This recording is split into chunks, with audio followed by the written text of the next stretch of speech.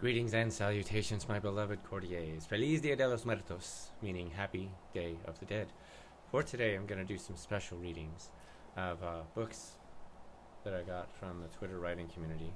This one, the first one that I'm going to read to you from, is written by a dear friend of mine and just a fantastic author, which is how we became friends because I became obsessed with her books. And this is Accusing Mr. Darcy by the brilliant Kelly Miller. And I hope you enjoy her books as much as I do. You'll be able to find the link in the description here. So, without further ado, I will read Accusing Mr. Darcy by Kelly Miller. Just a little bit of it. I hope you like it. Mind you, each one of these readings I'm just picking random passages because that's what I do before I read a book. I just, read a couple random passages to kind of get the feel of things, and then I dive in. So I'm hoping that I can kickstart that for you. So, Chapter 10. Mr. Notley takes charge. Darcy took halting steps toward the door of the library.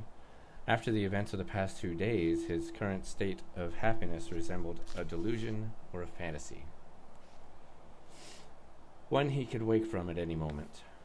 Each step away from Elizabeth required no less exertion than ascending a steep mountain. See if this helps.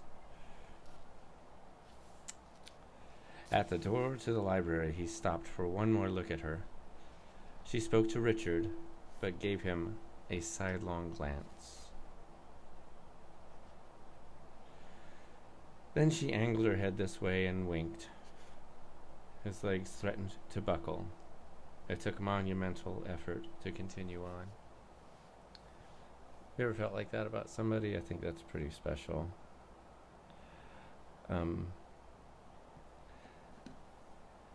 thing I love about there are many things that I love about the original Pride and Prejudice books, but I think the thing I love most about it is the world that Jane Austen created, and this during the Regency era, of course, as it's called. It just feels like a more pure time, even though, of course, historically speaking, that it had its problems, like every era in history does. But I really love it. I love the dress, the mannerisms, all that kind of thing. So I think that's part of what draws me to Kelly Miller's books is that she captures and embodies that so perfectly, just with just subtle phrases, as you've just noticed. And I just wanted to comment on that real quick. That's why I love her writing so much. To continue, Mr. Kendall said, "Darcy, allow me to introduce you to Mr. Jeremy Notley, formerly of the Bow Street office, and his associates, Dr. Wright and Mr. Skinner. Gentlemen, this is Mr. Fitzwilliam Darcy of Pemberley." He exchanged bows with the three of them. Mr. Kendall continued, "Mr. Notley spent over 10 years in the Bow Street office, the last 6 as principal officer. Now, as an estate owner, he accepts a few select cases each year. We are fortunate to have him here." The former Bow Street runner, who seemed no more than a few years older than himself, directed his shrewd orbs upon him, as though examining a fascinating object of study.